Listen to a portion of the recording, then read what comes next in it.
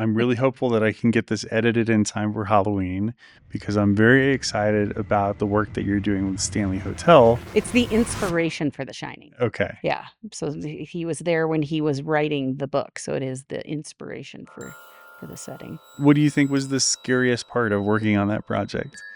Honestly, it wasn't the ghost.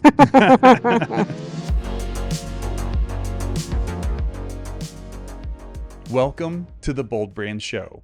If you're in the AEC industry and want to grow your firm, we're sharing exactly how bold and innovative firms win more. The sad truth is, most firms that are struggling in the AEC industry are still doing things the way we've always done them. But this show is about finding a better way. I'm your host and founder of Bold Brand, Josh Miles. I'm a published author, veteran of the TEDx stage, and a brand strategist with over 25 years of experience. But my superpower is my focus on AEC firms to understand how branding and marketing in the professional services industries is wildly different than for retail brands like Apple, Amazon, or Starbucks. So in this podcast, we're going deep with AEC firm leaders, marketers, and innovators in the AEC industry. We'll focus on the hottest topics and trends in AEC to uncover the growth secrets of the most successful firms and how firms can create lasting legacies and perhaps what the future has in store. Today's show is brought to you by Open Asset and Shred AI. AEC pursuits are more competitive than ever, and the best firms know it's not just about what you say, but how you say it. That's why leading AEC marketers are turning to Open Asset, the industry's go-to platform for managing project photos, staff resumes, and marketing files, all in one easy-to-search place. And now Open Asset is even more powerful with Shred AI, the AI-powered proposal writing tool purpose-built for AEC workflows. With Open Asset and Shred AI, your team can instantly surface past proposal content, draft, edit, and polish responses with AI, seamlessly pull in project visuals and resumes, and eliminate the busy work so you can focus on the storytelling. Together, they're transforming how AEC marketers win work faster, smarter, and with fewer late nights. Visit openasset.com/shred to learn more. Thanks again to Open Asset. Today's episode is brought to you by Fox Photo Studios. Do you ever wish your video podcast could just look a little more professional, or that the process was just a little easier? I get it. I mean, when I started the Bold Brand Show, I was setting up everything in my home office. Before I could ever hit record, I had to rearrange the furniture, the camera gear, and the lights before each and every episode, and then tear it all down again when I was done. That's why I opened Fox Photo Studios. It's all set up for me just to show up and start recording. So now after a year of planning and build out, it's all open and ready for you and your team to use too. Welcome to Fox Photo Studios. Of course, your show could look a little like this, or even something like this. And if you're really fancy, you can bring your own neon sign. And it's not just for podcasts. Fox Photo Studios is a fully equipped studio, great for corporate videos, commercial productions, or even photo shoots. Best of all, we're just north of Metro Denver near I-25 and I-70. So follow Fox Photo Studios on Instagram or visit foxphotostudios.com to book your next project. We'll see you soon. Welcome back to the Bold Brand Show. On today's episode, I'm chatting with my new friend here in Denver, Katie Vander Putten. It's Katie L. Vander Putten, AIA, EDAC, NCARB, Lead AP, BD, and C. And from here on, I promise just to call you Katie. Please do. Thank you. Katie is the president and director of healthcare at MOA Architecture, a third-generation Denver-based design firm known for healthcare, K-12, commercial, and community projects. Her work has been recognized by the Denver Business Journal's Top 40 Under 40, honoring her both business success and community contributions. As MOA's first female president, Katie leads firm-wide strategy, growth, and client experience, championing a people-first, profit-smart approach and a collaborative culture that's now 63% women. Outside of work, Katie is a mom, mentor, outdoor enthusiast who believes in balancing meaningful work with a full, vibrant life. Katie, welcome in person to the Bold Brand Show. Thank you so much, Josh. I'm super excited to join today's podcast. I can't wait to dive into all these awesome questions. Well, on this show, we want to learn what you're thinking, the challenges you're facing, successes you've had, and maybe some of the boldest moves you've made. Specifically today, we're going to dig into some topics ranging from legacy building and growth to, of course, the future of AEC. Those are such great topics, and honestly, they've really come into a lot of my conversations lately, whether it be internally, with my peers, with my mentors. There's a lot of exciting things happening in the AEC industry, and everybody's looking to constantly do better and hear what everybody else is doing. So I'm kind of excited to kind of throw my 2 cents into the ring. I'm curious to hear about your leadership transition at MOA. Did you see yourself as being a leader principal in a firm, or did you think you'd always be a technical No, I designer? very much thought it was going to be a technical designer. If I think back, I was that little girl who played with Barbies a little bit differently. I was in the driveway drawing floor plans for them and figuring out like the best way that they could utilize space and things like that. Because I think what's always excited me about architecture is I spend as much time thinking about people as I do the built environments. And I think my transition into leadership is kind of just taking that to the next level. I've always really loved the fact that the built environment can influence outcomes. That's where we experience life. It's where we have connections. It's where you can have a baby. It's where you educate. It's where we learn. It's where we come together. But all of those center around people. And leadership is all about people. Yeah. It's making it better for them. It's listening to them. It's understanding what they need to thrive. So I never thought myself as a leader, and it wasn't until I came to MOA that I was like, "Oh, or you think so? No, that's not me. I don't. Leaders have all the answers. I don't have all the answers. Leaders are constantly talking, and I spend more time listening than I do talking. But I think that kind of all plays into strategies or concepts that really make for good leadership, is thinking about things differently and hearing what people need, and then giving them the support in those avenues so that they can grow and thrive." Well, this is the third leadership transition that MOA has had in its history. How do you feel like you're setting up the future legacy of MOA for what that fourth transition is going to look like? MOA has a 44-year incredible track record. It's really built on trust, relationships, and design excellence. And I think each transition is really built on the last. Like it's not forgetting about where we came from, it's celebrating that, but looking to the future. And I love being the first woman. Leadership can be anything. It doesn't have to look like it was before. It can change and evolve as our company changes and evolving, as the industry does.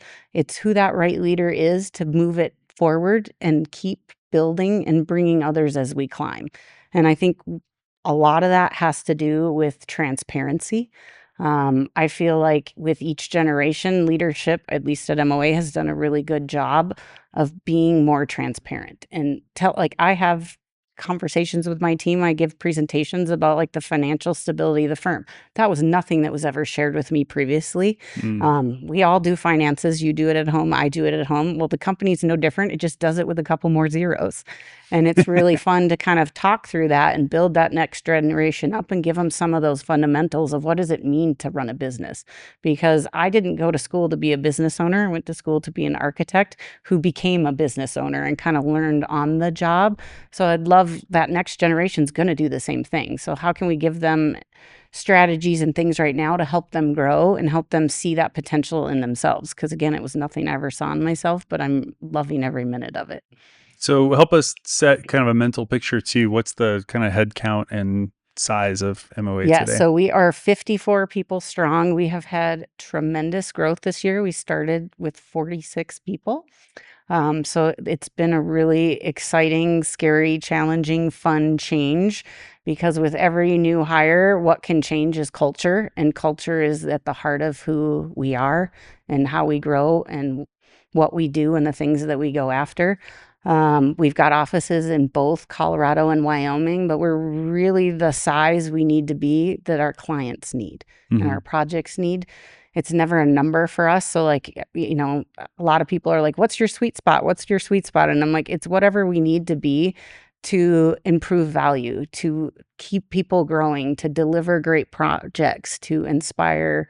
So the number doesn't really scare me, but I never want to get big enough that I don't know everybody's name. And I never want to get big enough that when I leave, my coworkers are not like, tell your daughter really good luck on her play tonight. Like, I want that family connection. I want that people first mentality. And it's not that you can't be that with a 5,000 person firm, but it's a very different level of people involvement. And so I think in my heart, and I think MOAs, we're going to stay smaller. A lot of us say my business partner, Eric, it's my favorite acronym that I stole from him is we're like the Goldilocks of architecture. Just the right size. We are big enough that we can do those really big projects, but I will say I'm not too big that I won't paint your bathroom. It's the mama bear. Yeah, that is mama bear means that we will be whatever we need to be to do what we've got to do and keep delivering great design and being real partners with our clients on projects.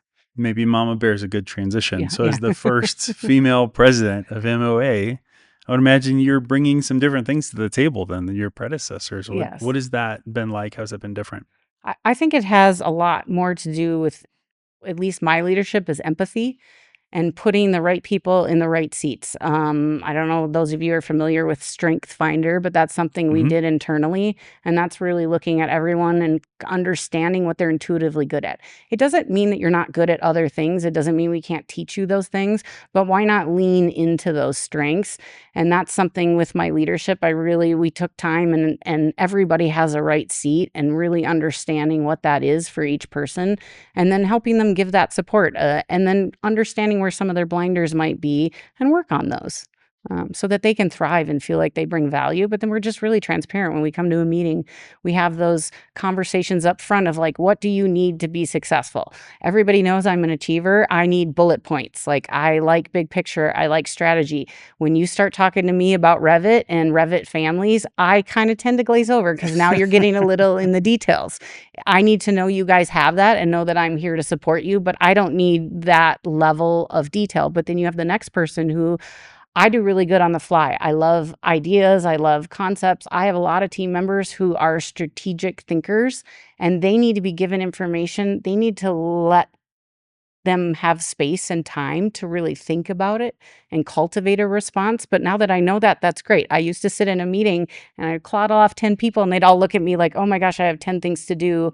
What one do we do? But now I know I clod off 10 things. Let's meet again at the end of the week and you guys come and give me your ideas. But now I've given them space to do that. Now that I know that that's something that they need to thrive. So with you and your partners, do you feel like you kind of had major resets between the leadership from before? Is it the same mission, vision, values, or did you kind of start from scratch on those things? We did not start from scratch. We had a great core and fundamentals. So our mission, vision, values have not changed, but we really built on those and found a way to make them our own. Like, we joke at our leadership, at the end of the day, if I can have fun, make money, and do good shit, it's a good day. Like, now that's not necessarily the one we want to put out into the world, but that's how we brought it like into ourselves and made it our own and built on that. So again, it's not starting from scratch. We had a great infrastructure. We had a great business model, but we're pushing it forward. We're modernizing it. We're trying to find efficiencies. We're trying to find better ways to deepen that impact and make it our own so that we can continue to carry that torch and then find that next generation that we're going to give it to that's going to do even greater things than we're doing today. I'm super excited for that. So kind of coincidentally, we planned this recording weeks ago, and I didn't realize that I was going to run into you at the Crew Women Leadership Awards that were last night. Yes. And having done the research that I did on you before the show, and also before we met in person at that event, I might have been shocked or surprised that you handed my wife a gift, that you were up against her for this thing that, someone else ended up winning. But It was just a really awesome gesture to like bring that to the other people who you could see as competitive against. But having read your thing, I was like, not surprised at all. I was like, that seems like a very Katie thing to do, even though we'd never met before that. I really like to celebrate success. And that was one where I was super honored to be nominated for the award. I read what it is, and at first, I am one of those people who's like, "That's not me. I'm not a trailblazer." Like, that is all of my mentors. That's every woman that I'm with. They're totally leading the way. But then when I pause and think about it, it doesn't have anything to do with your age. It doesn't have anything to do with your capability. A trailblazer is somebody who has courage, who has curiosity, who is willing to try something new, but bring others with him. Because if you do a path by yourself and nobody follows you, you are just wandering aimlessly. But if you brought people with you and they learned something from it, that is so great and so empowering. So I just like I was kind of doing the same thing as you as I was curious who I was up against. I knew a couple of the women on there and they're great friends of mine and do great things. And there were a couple of women I wasn't aware of. So I did the same research and I just had to tell them how impressed I was of like, I am so honored to be on this platform with you. And here's a cute little gift to just like say, hey, keep shining your bright light. I gave them all a little candle and was like, just keep doing what you're doing because you're doing something great. And regardless of who wins, this is a great a group to be in and to be a part of. And Crew does a really great job of just building a great community of people who, it isn't a competitive community. It's how can we help each other? How can we be better as a group? How can we create alliances and just make the industry a better place? Do you think the large number of women that work at MOA, was that an intentional thing to try to hire more women, or has it just sort of happened organically? No, it happened completely organically. I will say, I know my predecessors have always done a really good job of like continual growth and leadership and training. And they brought in a woman in the industry. Her name is Sandy Blaha very early on to help doing some leadership training. And they did an assessment of themselves. And Sandy came back and went, you are 5 white dudes who are all the same white dude. Like you're all driven, you're all the same profile. That is not what great leadership makes. You need diversity in your firm. You need people who think differently for you because they challenge you. They bring different perspectives to the table. So that was very intentional early on with the firm before I even got there to think about things differently and bring different voices to the table. And as MOA had grown and matured, they wanted women in leadership roles and they encouraged that and they gave opportunities for that and training and things like that because they wanted that different voice. And when you create platforms, women and others shine when you do things like that, when you celebrate success, when you have things like that. So I'm proud that we are 63% women. That was not intentional. That was organic. I will hire the best person. I do not care color, race, ethnicity, sexual orientation, anything. I want the best person for the job. But it takes us a long time to hire people. We have a kind of rigorous hiring thing because I can teach you architecture. I can teach you how to do your job. What I cannot do is give you drive and passion. And it takes a while to find that in people.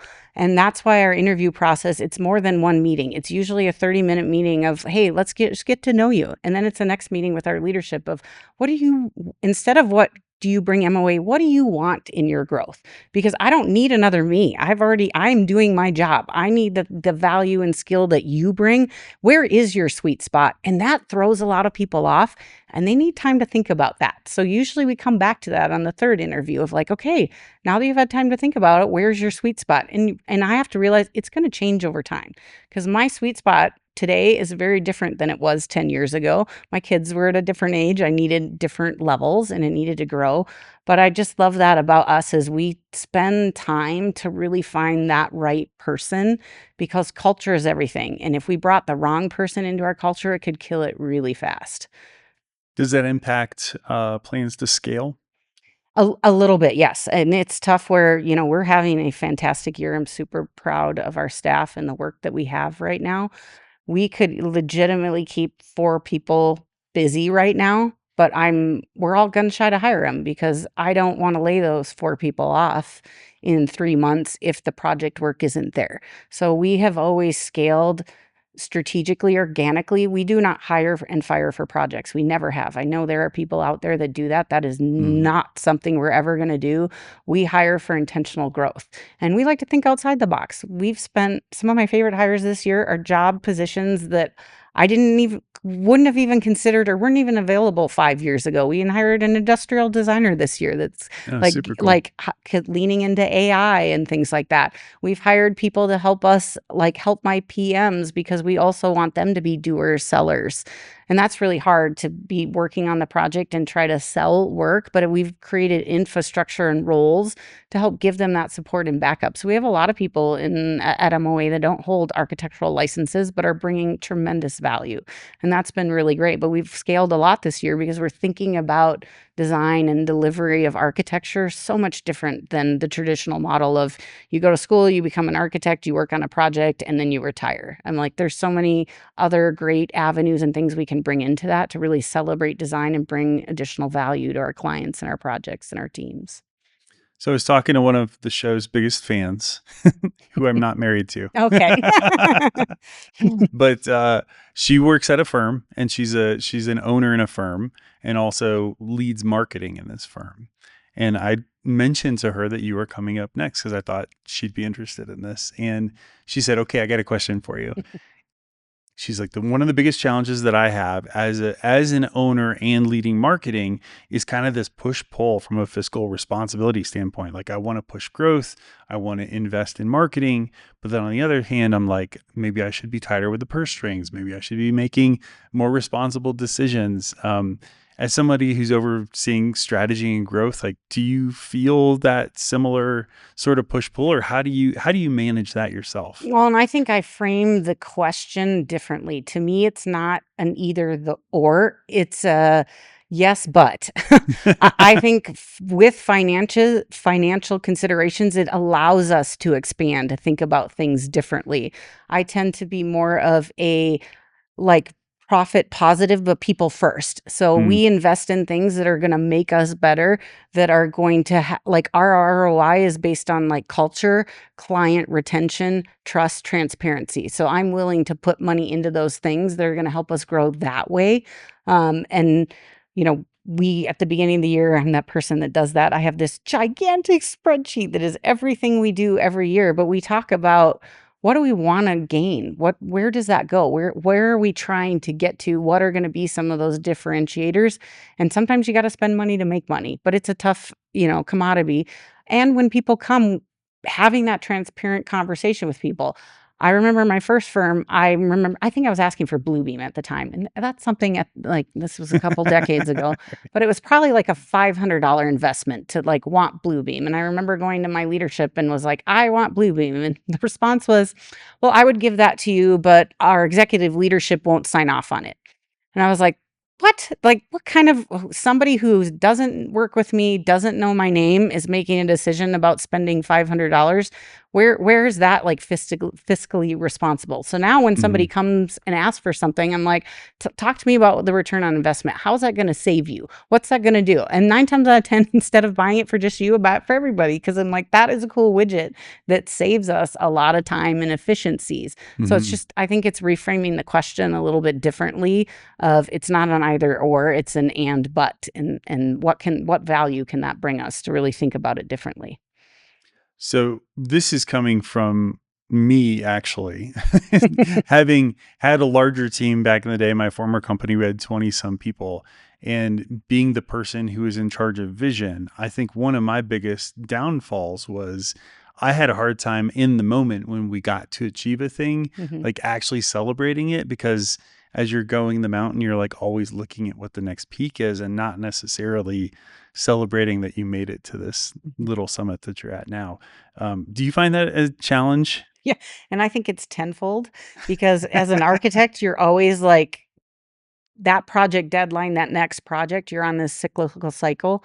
So I think that's something I've really, in my leadership and at MOA, we've really tried to take pause and build in reflection and celebration into the process. So we literally, in our project processes, we have milestone celebrations. Take your team out to a lunch. We close the office on Fridays. Well, each quarter, one quarter we go golfing, the next quarter we might go skiing, the next one we have lake days, because I tell my team we work really hard, but we play hard too. So, and then my favorite thing I did with my leadership, and I call it High Five Fridays. We do so many great things every week, and I'm not even aware of half of them because we're all Mm, moving a mile a minute. So I talk to my PMs, I talk to my partners, and I ask them every Friday, tell me a high five for the day. Like, what is something cool that happened? And at the beginning, I was like, tell me one. I got so many that now I send out probably anywhere from 3 to 6 high five emails every Friday to either a staff member, a client, a consultant, because I reiterate that to you. Because how mm. awesome is that to celebrate those achievements and just take 5 minutes out of the day to be like, hey, Josh, I heard from your PM that you knocked it out of the park this week. You were in a client meeting, you had a really tough conversation with them and you handled it like a pro. Way to go. Thank you for representing MOA really hard. That's not hard to do, but I think hopefully everybody else, that just gives you a little warm and fuzzy of like, Yeah. wow, somebody heard that I did something great. Not only did I do something great, but somebody else talked about it. And then they brought that loop of congratulations back to me. That honestly is my favorite part of the week. Every week is my high five Fridays. And I schedule that in my day of like, nope, you can't take my high five Friday because that is my favorite thing to do is to like give that recognition back to my team, my industry partners, and let them know that they're valued and what they do really matters, even the small things. You just created that hypothetical for me, Hmm. and it felt good, even Yeah. though I hadn't even done Yeah. anything. It wasn't even real, Yeah. and it still felt good. I'm a branding guy at the core, so positioning and differentiation and how do we stand out in the market? I mean, you've talked about a lot of things already that I feel like are different. Hmm. How do you answer that question? What makes MOA different, and what are you doing to differentiate your firm from a pretty crowded It marketplace? is incredibly crowded marketplace, and it's a great marketplace. Some of these people are my friends. Yeah. A lot of them really are, and it's really fun to have that healthy competition. I do think that drives a lot of us. But I think for me and MOA, it's truly designing with purpose. It's looking at things differently. It's inviting our clients in to be a part of the process, really listening to them and designing with them because design is really fun. And Hmm. you know what? At the end of the day, like, there's no one solution fits all design solution. There's 100 different solutions. But you know what, client? You know your space better than anyone. Hmm. It's really my job, is what I would tell them. I'll give you a couple options. I'm going to tell you what's really great about them. I'm going to tell you some constraints too with them. I'm going to arm you with the facts and then I'm going to help you make the right decision. And then I'm going to tell your story along the way. And we're going to celebrate that through the design process and really have it be fun and engaging. And to me, that's our differentiator. We're going to have fun. We're going to do it together, and hopefully do some really good stuff that is socially relevant, that is fun, is engaging, and makes a lasting impact. Understand that the Traverse Academy, or is it Traverse, like Traverse Traverse, City? like traversing mountains. So think of Traverse, that. the Like, Traverse yep. Academy, that there's a lot of impact behind this project. So fill us in on what that project is about. Yeah, it's one of those rare projects that for me personally is to why I went into architecture. So, Traverse Academy is the nation's first day treatment center owned and operated by a school district. This is unheard of because right now insurance doesn't support this. That is not what insurance models are made up of. But back in 2018, 2019, Cherry Creek child suicide had affected 9 of their students. It was the number Mm, one cause of death in the state.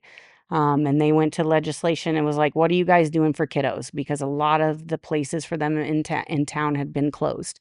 And the response back they got was, "Well, if you want something, build it yourself." And Tony Poole, the assistant superintendent of schools, was like, "Okay, I will do that." And I remember seeing an RFP that came out and read it, and it was like, it didn't know what it needed to be, but I read through the lines and was like, "No, this is not a school. This is a day treatment center. This is mm, a school that really wants to help kids where they're at. So that it's not a school for somebody born with a disability or somebody that has maybe autism. It's a school designed for somebody who goes through a mental health crisis."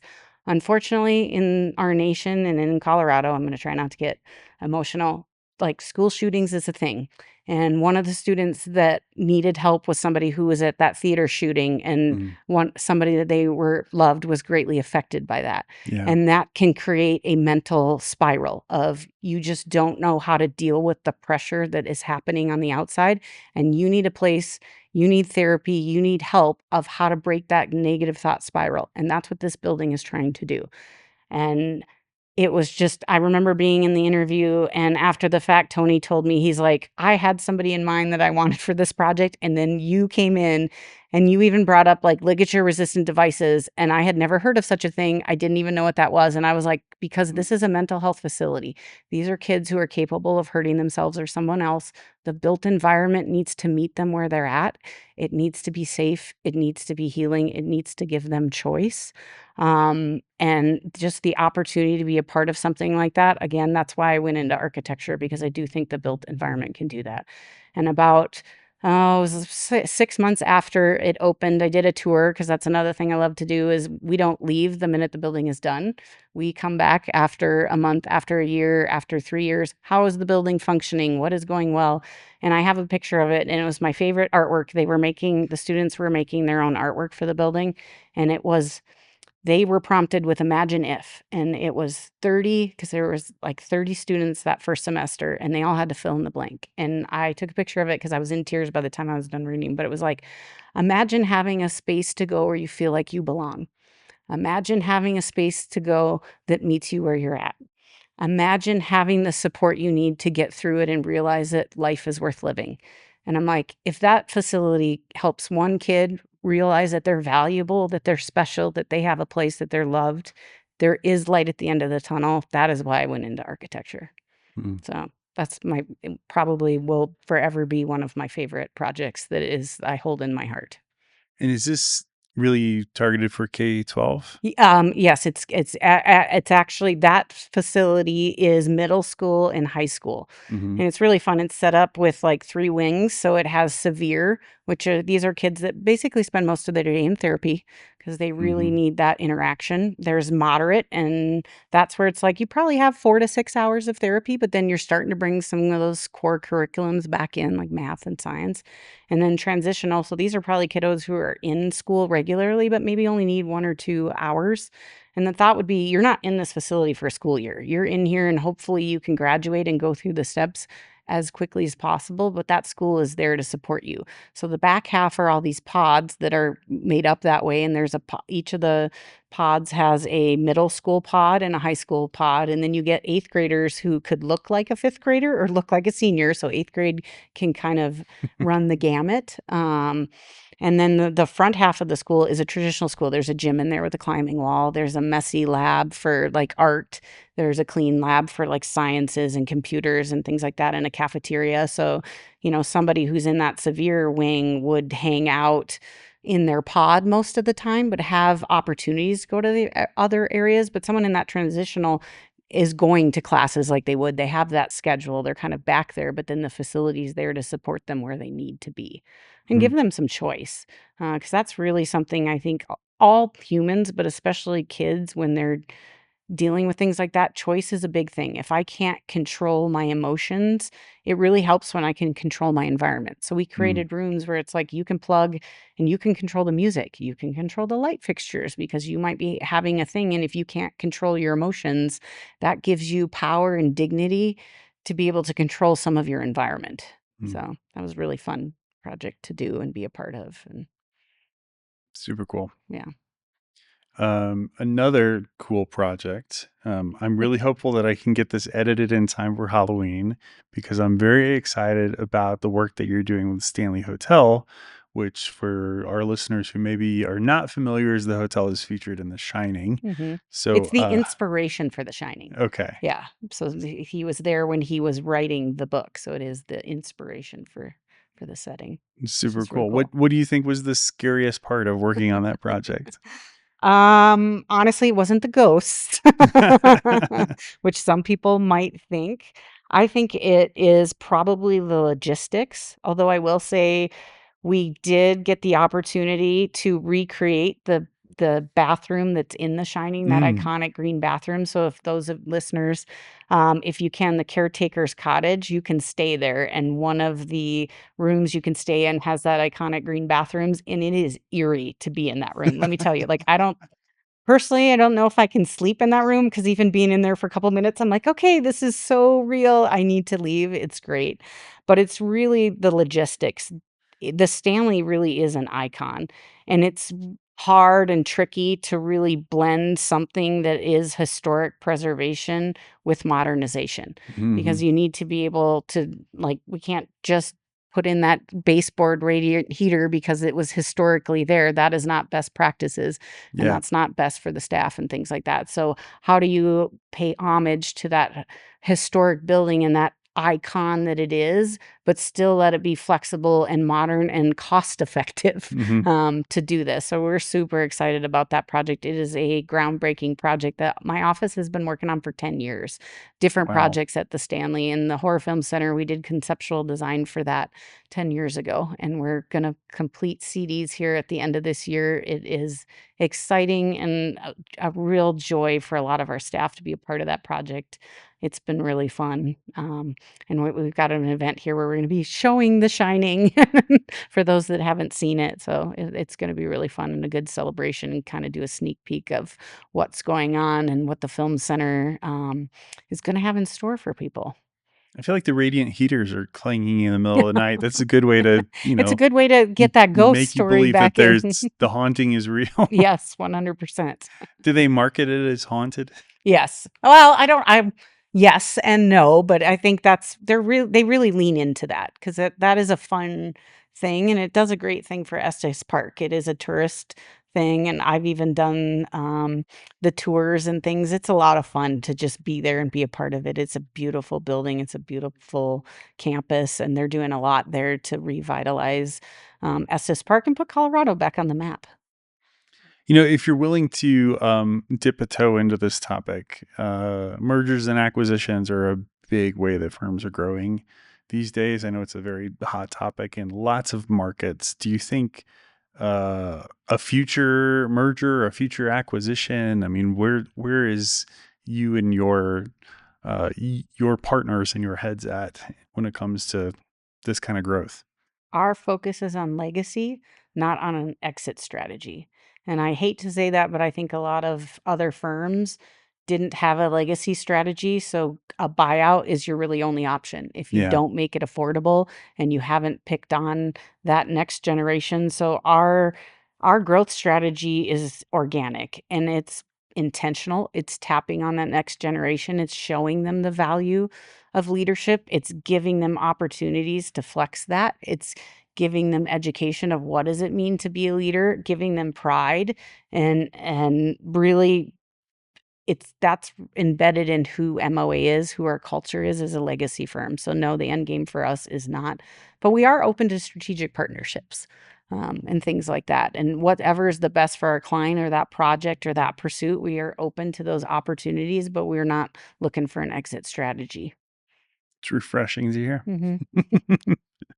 um, so many industries are changing right now. AEC is certainly not outside of that list. But when you think about marketing and technology, how are you guys looking at AI and other ways to kind of grow and evolve? What's changing on your end? Yeah, I think the biggest challenge with like marketing is cutting through the noise and to be authentic.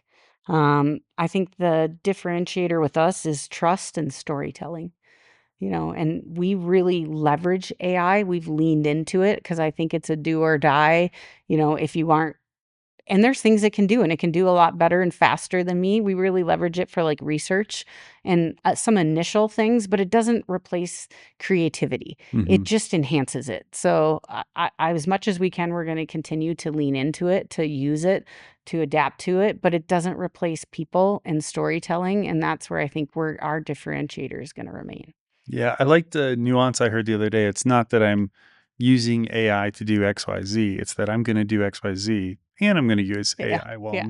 I'm on I'm the way there. I'm going to use it to, like, augment what I'm doing. I'm gonna do it smarter, I'm gonna do it Hmm. faster, I'm gonna use it as a learning curve, and it's kinda like an intern. Give it a shot, but then spell check, like, fact check. It's the same thing as I tell my kids, just because you heard it online doesn't mean it's true. Just use it as, because sometimes it's hard to start from nothing. So you could have AI, so you're not starting from something. So it can do a lot really quickly to just give you 100 ideas, and then you could take one of them and expand on it. Yeah. So, and I really encourage that with our firm is please use AI, but use it smartly. Back when I was right out of school, I remember using spell check, and I developed the theory that spell check doesn't work on stupid. So Oh, you can yeah. have the wrong word and it'll Oh, tell you if it's yes. spelled right or not. 100%. Now things like Grammarly at least, give you a hint that maybe you've said it wrong, Mm-hmm. but AI is sort of at that level right now. There's no check for stupid. Any other trends that you're seeing in your space right now, good or bad?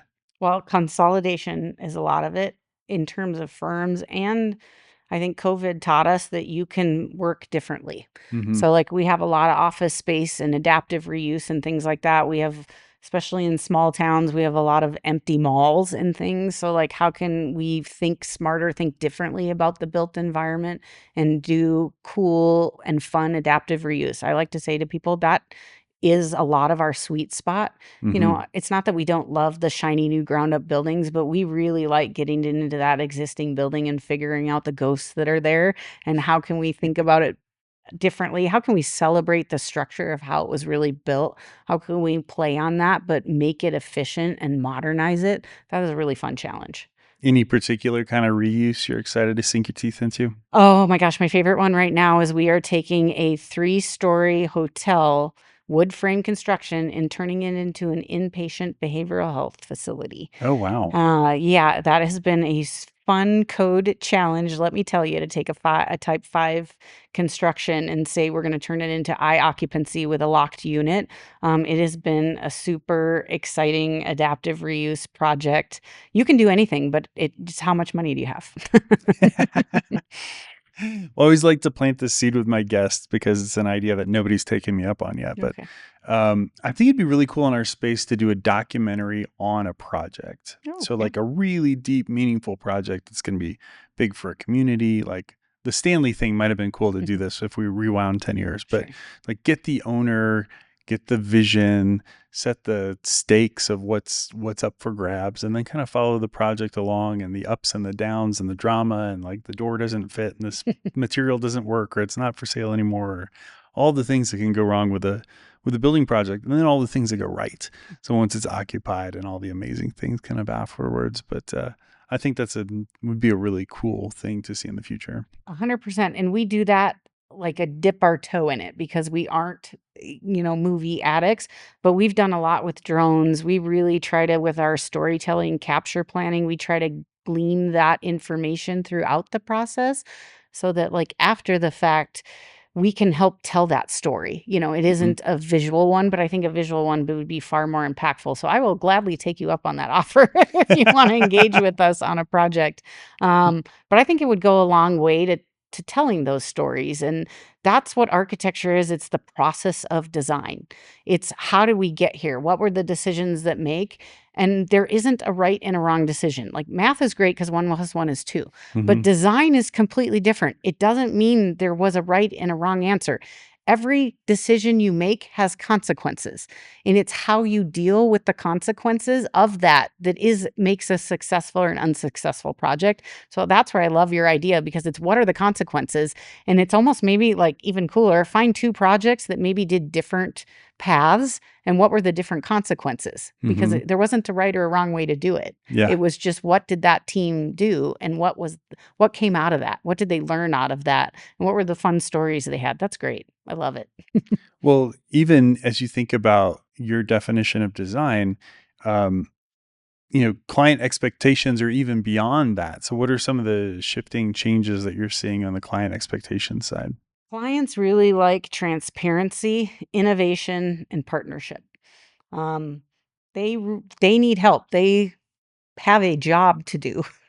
Architecture is my job. They have a need for a project to do their job. So it's really they're looking for a partnership and somebody who that they can put their trust in and that will guide them to the right answers and be a part of them with it. That's why I said I'm one of the few people I know of. I want more people to do this, so please do this. But once a building is designed, I go in and do user mapping with with the staff. Hmm. Like, this is why we laid it out this way. It's kind of like, because nobody makes an instruction manual for building. Yes, you do for building systems, but not the intention of how the building was meant to flow. Mm. Because that's what design is. It's understanding a client, their business, and trying to find a way to make it more efficient for them to do their business. So really, you have to get to know your client. You have to listen to them, and then you have to give them options and asking them sideways, upside down, and backwards, because they don't understand design. So you might ask them A and they're answering C. So then now you have to answer B and go back and forth. So it's that fun, my best analogy, and I've had this happen before, is you might be in the doctor's office and the doctor will be like, would you say you're a heavy drinker? And you're like, no, I'm not a heavy drinker. Well, talk to me about this week. Have you had any drinks this week? And you're like, well, I had a beer at lunch on Tuesday. I had a bottle of wine at dinner. Then I met somebody for cocktails. And like, you have to keep getting and asking more questions to getting at the heart of the story, because the first time you ask somebody, is a superficial answer. Yeah, It's the right. whatever. You have to go 3 or 4 and sometimes 5 questions deep to really get the heart of what they need. And I think that's what clients need. They need that partner that's going to ask them 5 questions, Hmm. but not ask them 105 questions, but ask them 5, and then stay a step ahead of them and look out for what their risk is, and just be transparent.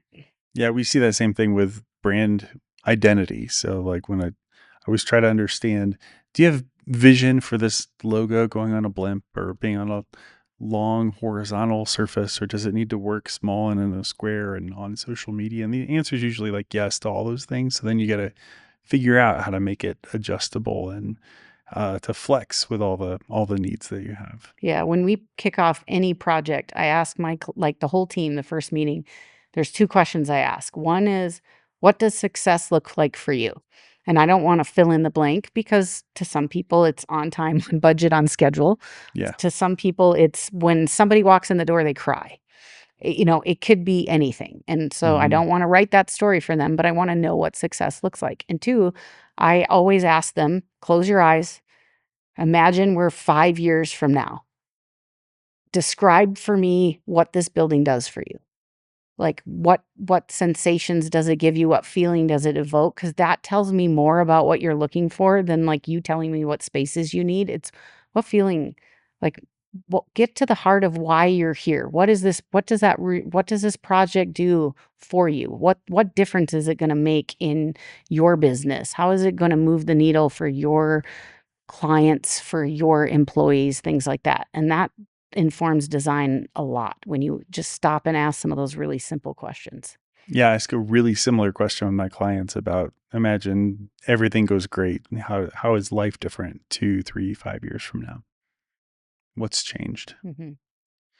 Um, Thinking about uh, the ownership transition again, and how it's not just about impacting you and your partners, it's also about generationally the different generations of the workforce who are there. Um, what piece of advice might you give to future owners to help kind of, I don't know if future proof is the right word, but set up for success for future generations? I would say lead with clarity and humility, and realize that people are your biggest asset. So make sure you create space for them. And that's how you're going to help generations, if you listen to them, because every person is different. Every person needs different things. And you really need to listen to what each person needs. We asked that question too, of like, what would make you leave MOA? Mm. And it's different for everyone. One person was like, it's because I'm worried that my family isn't taken care of. I'm worried that I don't like parking and getting down. I'm worried that I'm Mm. not seen. I'm worried that, and I can help solve some of those if I know what they are. So if you really listen to your people, because they're the biggest asset you're ever going to have, and that's going to create your transition planning. If you really listen to people and you make them feel seen and heard, they're going to fight for you all day long. They're going to stay with you. They're going to invest in you. They're going to help you grow.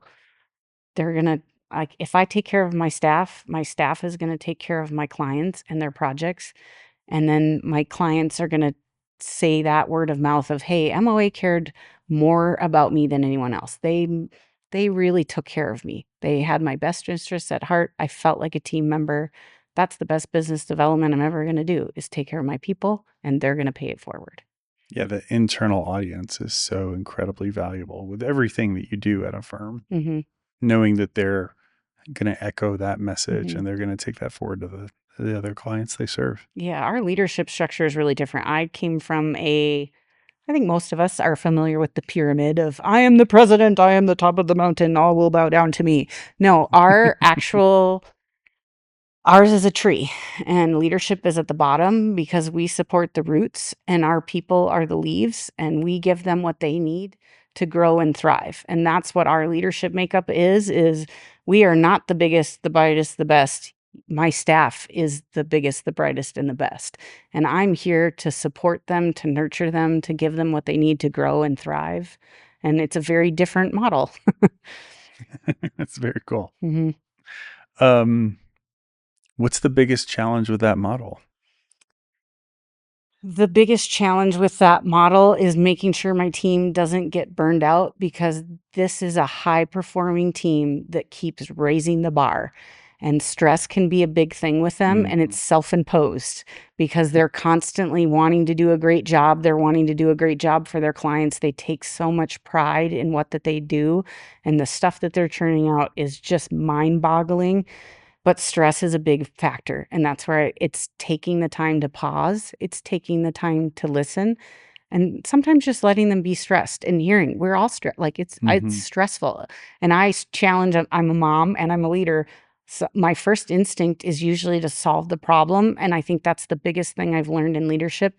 It's not to solve the problem, it's to listen. It's to be there and be supportive and listen to what they need and ask the right questions, and be that support system for them, not go in and solve their problems. Well, I think especially as the roots of the tree, if the goal is to listen, you've also got to have bandwidth to Mhm. have time throughout the week, throughout the day, that you can take time Yep. to do that. Because a lot of it is just listening to them and be like, "Oh, you really need help with this." Like, that's the one piece that's stressing you out. Somebody on a different project could do that one piece, or this Mhm. other person can help you, and just being that outside, but I got to get to the root of what is causing the stress to then Mhm. be that resource. It's time for your crystal ball. What's your bold prediction for the future in our industry? Could be design, could be marketing, could be, whatever you're seeing. I really think the next decade is going to belong to firms that blend purpose and performance. I think just with where the economy is going and things like that, we have got to figure out a way to be more efficient, to Mhm. build differently, to be partners throughout the process, and realize it isn't one person's show. We are better as a design industry when we work together as a team and understand and bring together cost, schedule, budget, and what is right at the end of the day. Value Mhm. engineering is a word from a decade ago. The new word is target value design. It's, let's figure out what we can design, like what we can afford, what is the best for the project, and let's design to meet that. Mhm. Let's focus on that for the next decade. Let's be purposeful. I like that so much better. I'll have my clients adopting that as well. Don't have me pitch blue sky. Yeah. Like, let's figure out exactly what we think we can spend. We'll design to that. Yeah. Well, because I can design anything and it's fun, but it's just coming to that term and getting to it as quickly as possible of what can we do? Because we could, the, it's limitless what we can do, but we are all tied to budgets and reality. And we have to think things differently. But technology is allowing us to do that and use products and things differently. Or, with tariff and things like that, where can we source things locally and think of things differently than what we did last year or last week? Let's be innovative and think about it differently. Yeah. Before we let you go, hard to believe we're about to wrap up here already. Any parting thoughts for our audience? Any big challenges? Anything you want to share before we go? My parting thoughts would be bold but kind. Don't wait for permission. Own your voice. Um, don't feel intimidated. Like I said, originally I thought leadership was about having the answers, and it's not. Dare to be different, but don't forget to bring others up as you go along your way. Like, I think I'm only great because I work with the greatest people on earth. I have a great support system. I have great partners, and I'm building that next generation to be an even better leader than I will ever be. That's awesome. Tell us where our listeners can learn more about you and MOA.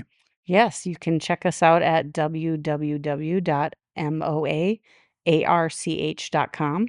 We're also on LinkedIn, Instagram, Facebook under MOA Architecture. I'm on LinkedIn. I'm on it a lot. Please reach out. I absolutely love talking to people about design, about leadership, about mentorship. I like people. I like interactions. I took a test. I am a 99.9% extrovert. I have no idea where the 0.1% is, but I love people. So please come hang out with me. Well, Katie Vander Putten, it's been a pleasure. Thanks so much for being on the Bold Brand Show. Thank you so much for having me, Josh. This has been fantastic. We'll see you guys next time. Thank you for joining us today on the Bold Brand Show. For all of today's show notes and links to our sponsors, head over to boldbrand.show. Be sure to subscribe to our email newsletter where I'll update you on the latest episodes and other exciting things happening at Bold Brand. If you liked today's episode, do me a favor and share this episode with a colleague. Over at boldbrand.show, you can subscribe on Apple Podcasts, Spotify, and everywhere you get your podcasts, including YouTube, where you can watch full versions of each episode and join the conversation by commenting below. The Bold Brand Show is produced by yours truly, Josh Miles, and is a product of Bold Brand LLC, a branding and video agency for AEC firms based in Denver, Colorado. Visit boldbrand.com to learn more, or hit that orange button up top to schedule a time to chat about your branding or video project. Catch us next time where we chat with another bold innovator in the AEC industry. Thanks for listening. We'll see you next time.